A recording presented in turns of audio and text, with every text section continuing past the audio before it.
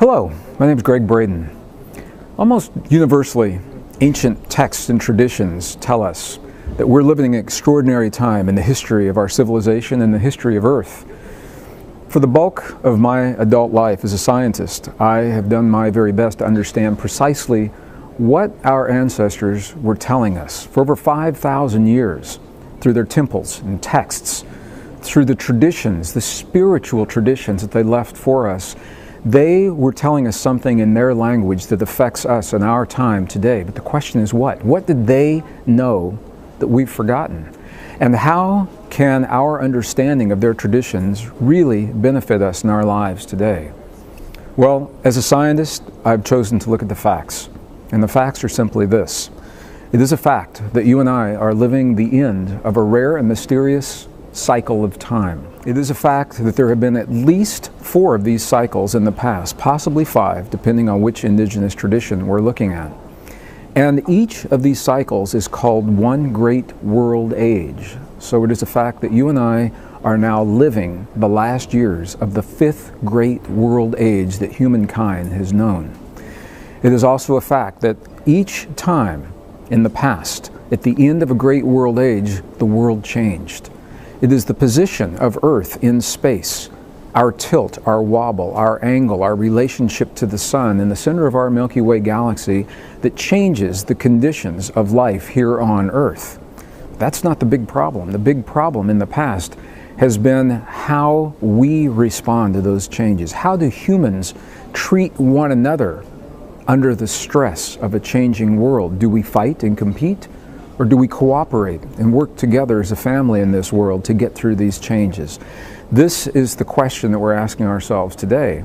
And this is the place where civilizations in the past made the mistake that led to the downfall of some of the greatest civilizations known to exist. Civilizations that are now being excavated, physical evidence in Peru, in Bolivia, on the border between India and Pakistan, in Egypt and under the oceans. So we know it is a fact that these civilizations have existed in the past.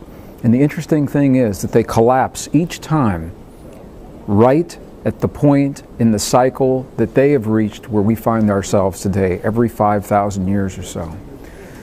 So the question is, what's different about today? And the answer is that not only do we have an advanced technology that serves us very well, but we also now have the knowledge of the mistakes of the past and the ability and the opportunity to choose wisely from this point forward. Can we learn from our ancestors, from the messages, from the traditions that they left to us that invite us to work together as a family? The book The Divine Matrix, for example, describes the scientific evidence that tells us beyond any reasonable doubt that we are connected to all things. The book The Spontaneous Healing of Belief describes the language that allows us to communicate with that connection, the language of the heart, the non-verbal language of human emotion. The book Fractal Time helps us to understand the cycles of time and what we're only now beginning to understand, the wisdom that our ancestors have cherished for so long and preserved in a way that our own science now has only begun to confirm in the 20th century. Ancient texts and traditions see us and our relationship to the world in a way that modern science is only beginning to understand, and it's all about cycles of time. Our ancestors viewed our lives in terms of cycles. Nature is a cyclic experience, and some of the cycles are very obvious. The cycles of day and night, for example, or the 28-day cycle of a woman's menstrual cycle, or the 28 days of the moon. Those are obvious cycles. But our ancestors were telling us about cycles that cover vast periods of time that only now we're beginning to understand. 5,000 years, 10,000 years, 100,000 year cycles. Cycles so vast that no one is here now at the end of the cycles that was here when they began. So the question is, what do those cycles tell us about our lives? And how can they help us to understand the changes that we're experiencing in our world today? As a scientist, I began exploring this through the principle of nature's patterns that are called fractals. And probably the best way to understand a fractal is simply through an example. If we think of an atom, for example, the model of an atom with a small nucleus in the center, and the electrons that move around that nucleus. That pattern is exactly the same pattern that we see in the solar system, for example, with the sun in the center and planets moving around the sun. I remember when I was in school and I looked at the textbooks and I saw the first picture of the atom, and I thought to myself, wow, that atom looks just like a solar system except it's smaller. And this is precisely the point. This is the power of fractal patterns in our lives. If we can understand the principle of a pattern on one level, and that same principle helps us to understand the same pattern on a bigger level.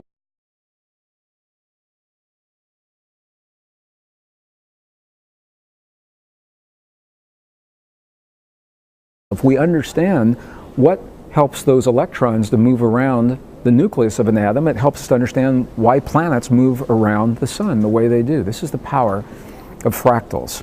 In the book Fractal Time, what I have done is apply this principle to the cycles of time itself.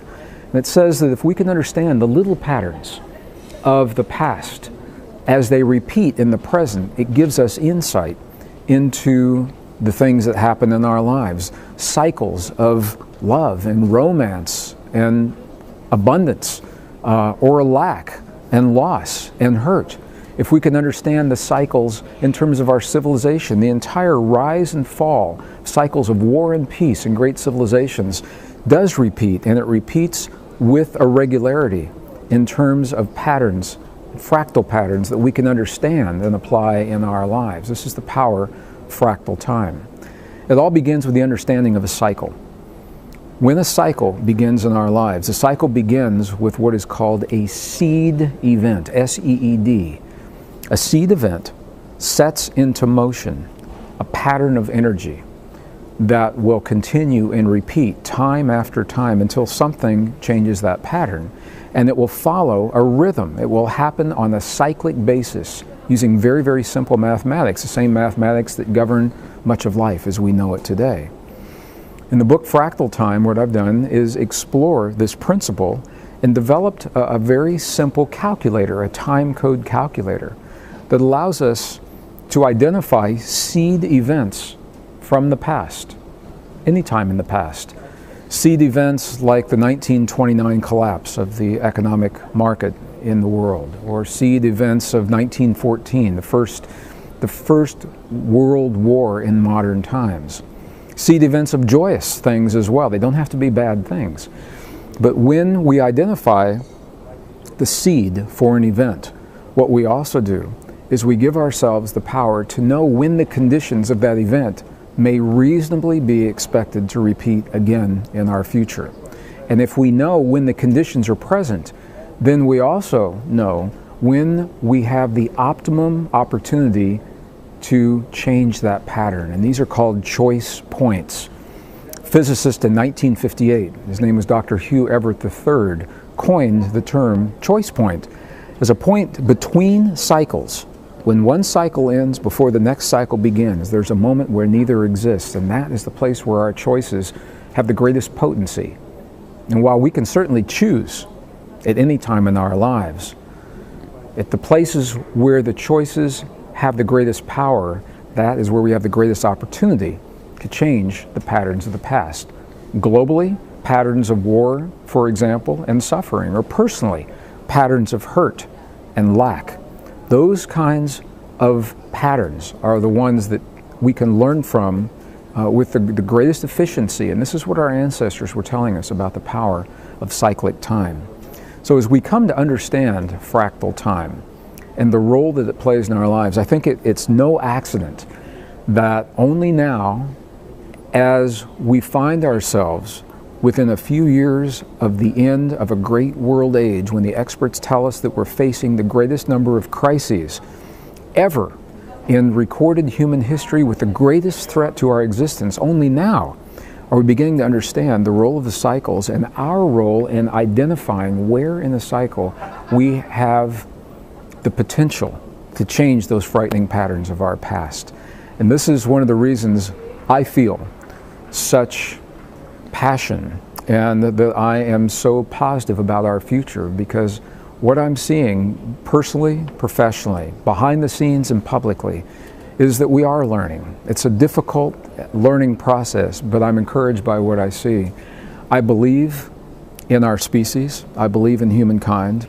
I believe in our family ship that brings us together to transcend, and not just survive, but transcend, to become better people and create a better world. And this is where we find ourselves right now. We need your passion, we need your courage, because we're building a new world in the presence of a world that is collapsing because of its insustainability. The things that are falling apart are the things that are no longer sustainable in our lives. The economic system, the way that we create electricity on the planet, the way that we provide fuel for the people of this world. While those may have served us in the past, they're no longer sustainable. And that is what the change is all about. So please join me in understanding our past and understanding the possibilities of our future and understanding the new relationship that we're building with ourselves and with one another as we begin a brand new 6th world age. I want to thank you personally for all that you do to become a better person in your own life, and by doing so to create a better world, because our individual choices become our collective answer to this time in history.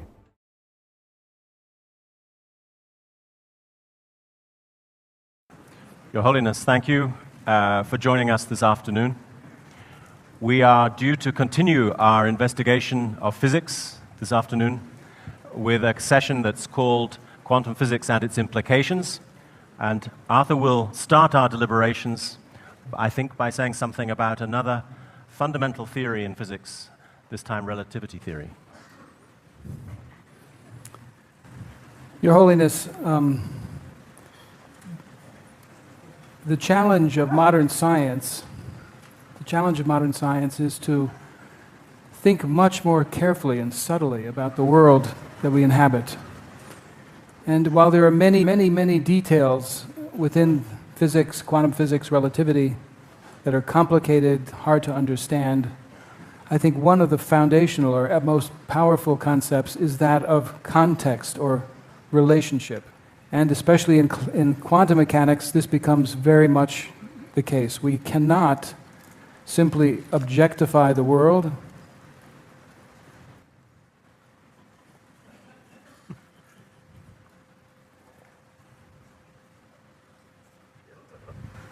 That's quite all right. Old friends need to greet each other. Again and again in modern physics, the danger is that we try, as we can in classical physics, to objectify the world. That is to say, to see the world as objects that are separate from and without any relationship to me. So the world is a world populated of objects in the world with no relationships. We see again and again that this does not work in the new physics, that it's a world filled with relationship, and we must remember ourselves and the role we play in constituting reality. Everything that appears, appears in relationship, in a context. And so I'm going to work with you in this new area of relativity theory, but before I do, I can't help but remember how you played with watches. You love watches and machines where you take them apart and you think all of the different parts and how they move, and then you put it back together again, and sometimes it even continues to work. Yeah? That you understand. Oh, yes, I think very important. Sometimes. Sometimes it continues to work. Sometimes it wasn't. Sometimes you didn't fix the watch. But I know that same feeling. I too loved to take things apart when I was a child and put it together again. The watch is in some ways, or the clock, is an archetype of the old classical physics. The way of thinking for a watch works for all of the world of the macroscopic, of the large things in our world. It's a very powerful way of thinking. But I believe that what we have in quantum mechanics, and especially in the new machines that are being built on the basis of quantum mechanics, is something which is not like the old clocks. It's like a whole new concept, a whole new set of concepts, a way of thinking into these new machines is required. And this is why it's so difficult. I think when we come back in our next incarnation, we will have to think these new machines, and the old machines will be like toys in the antique shop. So we now have in front of us this bold new challenge. The two sides of that challenge are provided by quantum mechanics and relativity theory. So I'd like to speak a little bit about the theory of relativity, what it says to us about the nature of reality, and especially, again, the importance of context and relationship.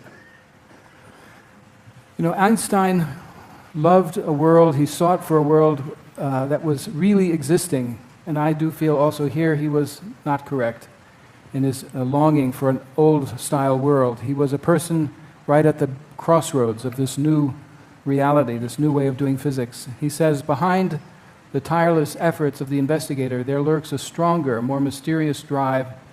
It is existence and reality that one wishes to comprehend. And we all have that in our hearts. We wish to comprehend reality. But what is our expectation of how that reality will show up, you know? Now, I'm going to begin with a question concerning this idea of intrinsic properties. I'm going to look at the same from the standpoint of relativity theory.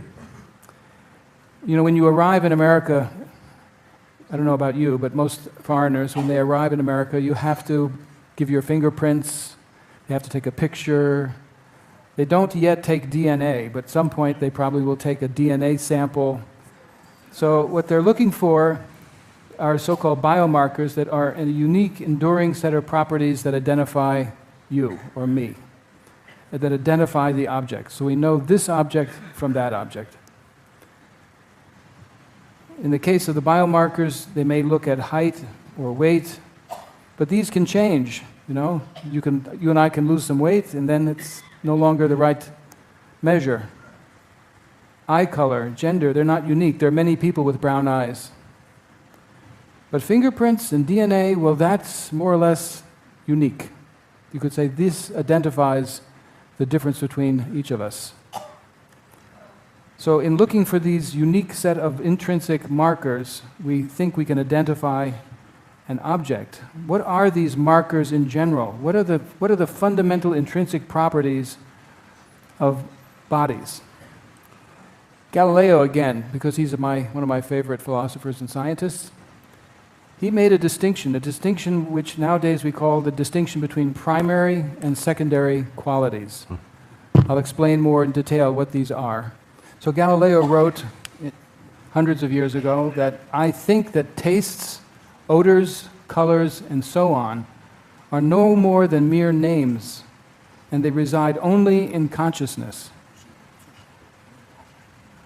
Hence, if the living creature were removed, all these qualities would be wiped away and annihilated.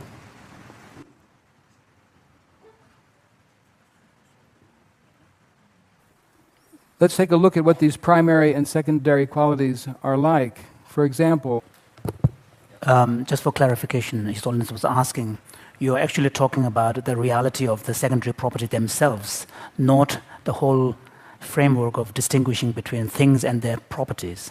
Because the separation of things and properties is a mental construct.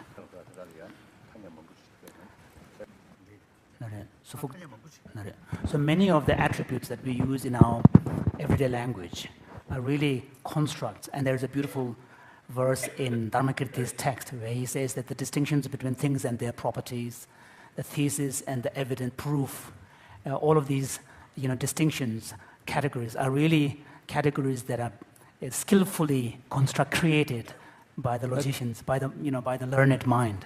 but they have no reality. But there are, of course, other properties which are there by virtue of the existence of that thing. Okay, so if I paraphrase, as I understand it, you have a thing and its attributes, and as you take away the attributes, you could ask, is there such a thing without any attributes, an attribute bearer that carries attributes but has none?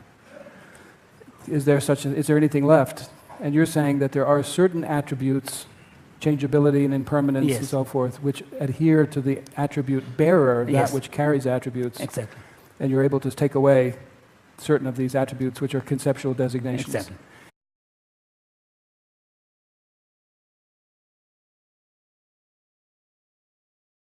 And there's something quite similar, actually, is part of the Galileo quote that I just indicated, because he says things like the color of the rainbow, 배지르죠. the smell that we have of a cooked meal, the taste, the sound that you're hearing right now even, these are all conceptually designated. These are all secondary. So he's looking in his own way for a fundamental set. pen 던줄이야 타념해봐. 건수 칙 문구 타념해봐. 그래서 제스트 사운드 싱그러. Yeah, but these secondary qualities, even the animals must be able to perceive them. Yes, So, animals have them. but they don't have concepts, they don't have categories.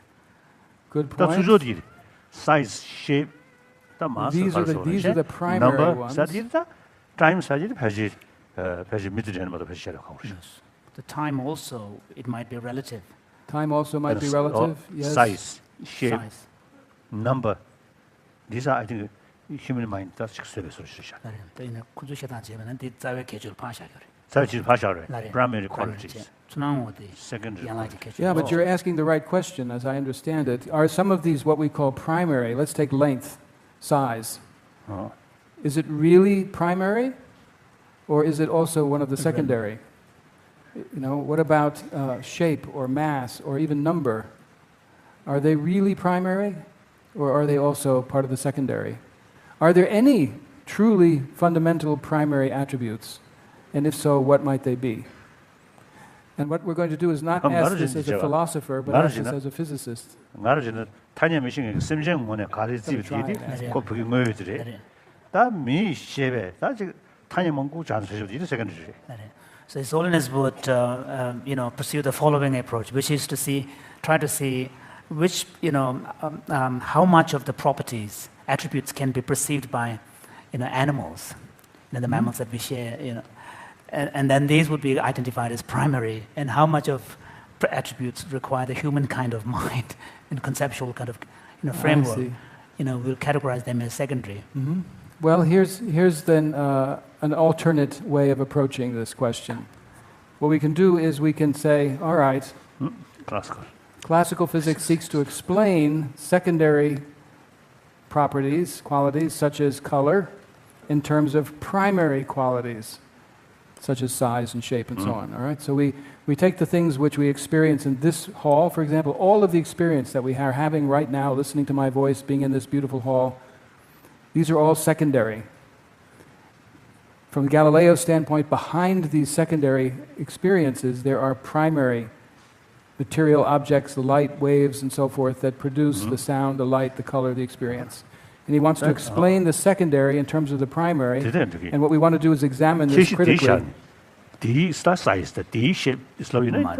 말해, 니니가 캐주를. 그저 가도단 저sama 입다 sama 캐주 콘도 뜻이 아마도. 유지키면다 대 가도단. 대 입sla고 봐. 중앙모 대 캐주래. 반항모 대 캐주래. 다 캐주 자와다 야라스. 맞아. 디더 디제요나 다다치기냐. 나래 no. So when you connect the two, so the secondary qualities can be seen as arising out of. Arising from, that's from the right. They are primary caused by, they are stimulated by. 어. Right? So the sound wave strikes the ear, produces a motion in the ear, that is then electrical signals go to the brain or other. Ocular nucleus, okay. And then somehow, this is the hard problem, we hear my voice and your voice, which we don't understand completely. But the mystery is, from the standpoint of quantum physics and relativity, is are these primary qualities, any of them truly primary? And so I want to ask that question and ask it in the context of not philosophy so much as physics. Yeah. So is there a world of intrinsic objects and properties, or is the world, you might say, intrinsically subjective, that the only world we know is the world of experience? And that if it's the world of experience, then it always has this subjective character. It doesn't mean it's not true, it doesn't mean it's false or something, but it always, I'm seeing red, I'm hearing sound, I hear it. Now I can have ideas about it being arising from, but is there ever a way in which I get past the experience to something other than experience? Let's take a look at this from the standpoint of not quantum mechanics, which works with the very small objects of the world, but with relativity theory, which is a revolution in our understandings of space and time and simultaneity and some of the most foundational and fundamental ideas of all of science. They unfortunately only become significant, these effects only become significant at very large speeds, very high velocity. I'd like to do one thought experiment of the type that Einstein enjoyed, and it's the following. I have here a picture of a barn. I don't know if you have barns in Tibet or not, but it's... 따라. 그건 즉 따라 소리치랬던. 따라 그 소리치는. Okay, it has two doors, one in the front and the other one you can't see is in the back. And there's a pole that's below it, and they have a length. The pole has a length. If you measure it, I'm going to say it's a big pole of 25 meters long, so it's a long pole. The barn is only 20 meters long. And the relativistic challenge, the problem which the professor gives to his student, is to fit the long pole in the small barn so that you can close both doors at the same time, take a picture, and then you can open the back door and let the pole go out. Now, classically, that's just impossible because the pole is too long to fit in the barn. But believe it or not, and engineering proves this to be true in the CERN laboratories and so on, that pole shrinks as it gets going faster and faster relative to the barn. It'll shrink, in fact, so much that if you go at a velocity, it becomes shorter. It becomes shorter. If you go at 70% the speed of light, that's about 130,000 miles per second. That's very fast. 170,000, that's like 5 times around the world in 1 second. So from now to now, you'd have to run 5 times around the planet. So you've got to open and shut the barn doors quite quickly then. In order to keep the pole from crashing, you'd have to shut and open the doors quite quickly. Okay, but that doesn't matter. It's a question of principle, right? Can you shut the 2 doors simultaneously? Because that's what it means to be inside, right?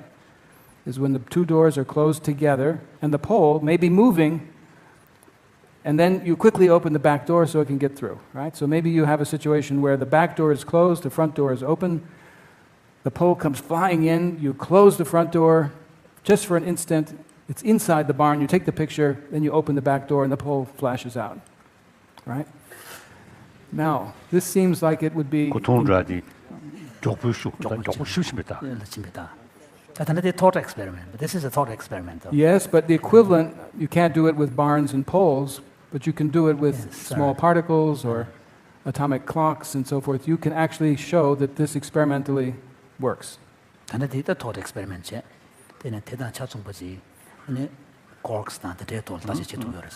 All right, so this is meant to be a thought experiment, but then you can do a version of this in the laboratory.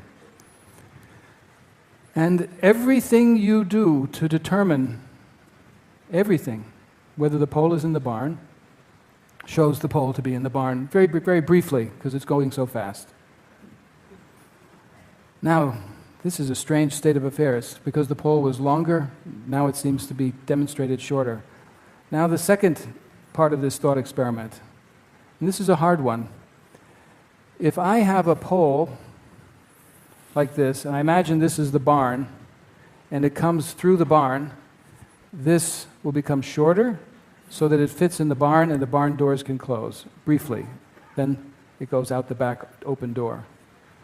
But from the standpoint of relativity, this is the same as moving the barn to the pole, right? So there are 2 ways of moving the pole towards the barn or moving the barn towards the pole. They look the same, right? So the question is, well, maybe the barn is moving and not the pole. Okay? So I'm going to assume that the barn is moving, right? It's the same whether it goes this way or this way. So now the question is, does the pole get shorter again? Or does the barn, which is in motion, become shorter? Einstein's laws, which he discovered, and through pure thinking, no experiments, just pure logic and thought, say that any object which moves gets foreshortened, is made shorter in the direction of motion. So if it's the pole that's moving, it becomes shorter. If it's the barn that's moving, then the barn will become shorter. The pole remains 25 meters long, and now the barn, which used to be 20 meters, becomes 14 meters long. Will the pole fit in the barn? No, definitely not. There's no way you can close the two doors because the barn is far too small. The pole is 25 meters long, the barn is only 14 meters long. Okay, now, if you have scientists, one of them doing the first thought experiment, but in the real world, and another doing the second thought experiment, they're going to have very different opinions. One is going to say, I saw and I took a picture, and here's the picture, and the barn contains the pole, it's inside. The other is going to say, no, look, my picture shows the poles are outside the barn. And you come together in Drepung and you have a nice conversation with each other and you get in an argument as to who is got a true state of affairs, who's showing the truth concerning the state of the pole in the barn. And Einstein will say both of them are true. Because what you're looking for is always in a context, a relationship. And when you ask what is the true, the single true state of affairs, you're presuming that there is an objective view from nowhere. There's no person, but just a situation with its own truth. Not a truth relative to me or truth relative to you, but a single absolute truth. And when we forget that relationship or context, then we come into great difficulties. If we remember the context, then when we come together, we will say, of course, given where you were standing and where the pole was moving, then you will see it this way. Given the fact that I was in a different reference frame and the barn was moving, then I will see it the other way. We will have mutual understanding because we understand the different contexts. This is a this is a kind of profound result to me, because Galileo said length is objective, length is a primary quality. It shouldn't depend upon my sense organs, shouldn't depend upon me, I should be able to disappear. But in this case, what we're saying is that the vantage point, the viewpoint, is absolutely important to even something as primary as length, as size. In some sense, every property that you have on that list of primary properties is affected by relativity in this way. You must always make your measurements conscious of the fact that it is in context and in relationship. All of physics, quantum mechanics, we've just begun. There are many ways in which quantum mechanics gives the same lesson. You always have to bring the context and observer into relationship with that which is to be observed. And if you're looking for the absolute foundation, the real size, what's the true size? There is only the size relative to an observer. There is no true absolute size or true absolute weight, mass, and so on. It's always in relationship to a vantage point. So we have two views that are classically inconsistent. From a classical standpoint, they can't be. So which is the true state of affairs? Both are true, but with respect to two different observers, two different frames of reference. One with the barn, the others from the pole seeing the barn in motion.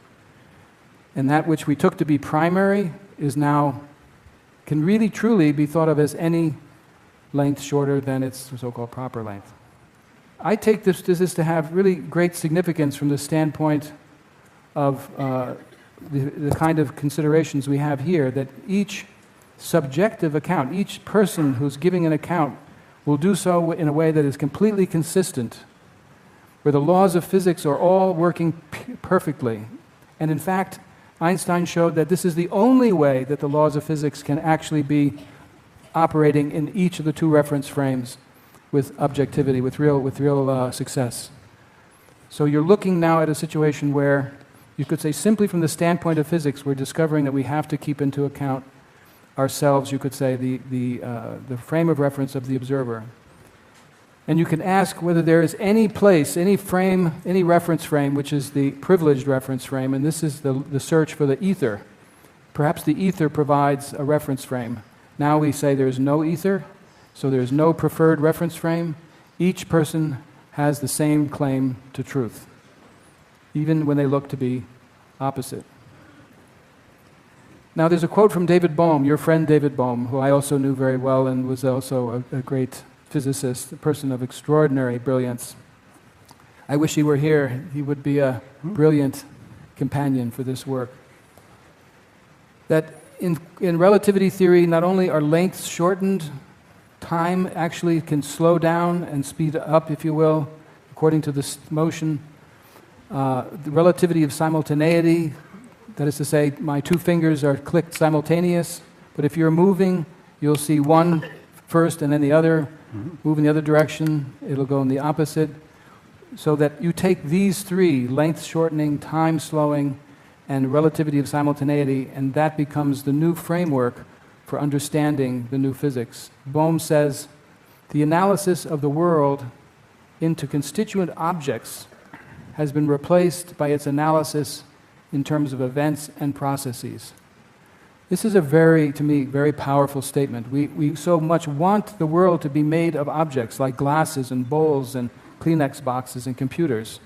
And that then on the microscopic scale, we think also cells and neurons and atoms and molecules, right? But what Bohm is saying is a very powerful statement, that this is a wrong view. Really what one has are events, things which arise, you could say phenomena, and processes, the way in which they evolve in time. And they give the appearance of objects of enduring nature. But what is more primary are the events, the phenomena, and their development. I want to emphasize that this world is not a world of chaos. In fact, it is the ordered universe, right?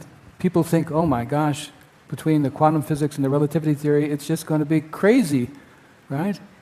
But in order to have a universe which is lawful, where the laws of physics operate, Einstein deduced these are the kinds of things which must be true, and then we check them out in the laboratory and we find, yes, they are true.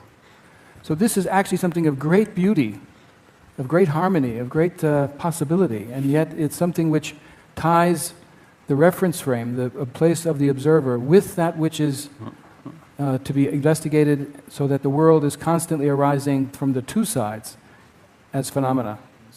I think it's a wrong view, actually, to see and look for a single objective state of affairs. As Bohm says, objects are now being replaced. To think that there's just a single state of affairs that everyone will see in a consistent way is not the case. We have to understand the changes that are associated with context. There's what we might call a fundamental observer dependence. There's always a vantage point. There's always a viewpoint. It may be you asked about the dinosaurs, or back many billions of years ago. No human beings. And yet we describe the dinosaurs. We describe the Earth. But we do so as if we were there with this consciousness, these eyes, these ears, and a news team, from Tibet News Company, with cameras that look from a particular vantage point at the situation. Then sure, then there would be a world that would arise. And it would look as they described, right? So you either have a real, you could say, observer, or an imagined observer. Then you've set the context. To take that observer and to forget them is a fallacy. It's simply just a forgetfulness. If we do this, we find, for example, that length is relative, and other attributes which we took to be primary are relative. Now, here's another one, which at least I think must be the case, that what I've just said has to be true at every level. It's not like you get to a certain place and then you break through to objective reality, absolute, right? That you have these same aspects which are based on relationships, these same realities are based on relationships that we experience. Now I have a picture here on the right-hand side. I don't know if you can see it well enough, but what it is, it's a picture of the globe of the Earth resting on the back of an elephant.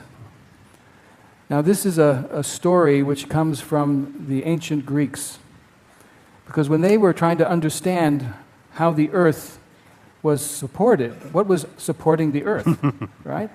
So they said, the Earth must be on the back of an elephant.